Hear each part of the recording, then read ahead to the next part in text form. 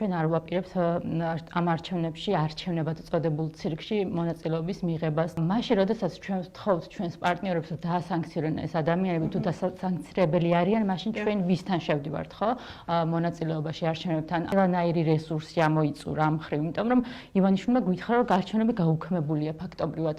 სანამ ივანიშვილს უჭირავს ეს ტაბლო ხელში და თვითონ აკონტროლებს რა უნდა დაწეროს და რა არა, აბსოლუტურად არანაირი აზრი არ აქვს ამაში მონაწილეობას და ანუ რაღაცნაირად კიდევ ვიტოვებ იმედს, რომ იქნება ლელოს და გახარიას გულისხმობ გადაიფიქრონ ამ ადამიანებმა, იმიტომ რომ ავი ღალატი არის ჩვენ იმ ადამიანებს რა უნდა უთხრათ, ვინც ახლა ციხეში არიან და რაღაცა ვაჭრობაში ვაპირებთ, ანუ შესვლას. ყველანაირად პოლიტიკური პროცესი და საერთოდ პოლიტიკური ცხოვრება ივანიშვილმა გააუქმა პარლამენტი, ახლა მალე საკრებულოსაც გააუქმებს, ასე რომ ჩვენც ნებისმიერი პოლიტიკოსები, ვინც ვართ, ახლა ვართ რიგითი ადამიანები და პაატა ბურჭულაძეს ინიციატივა ალბათ იცით ამის შესახებ.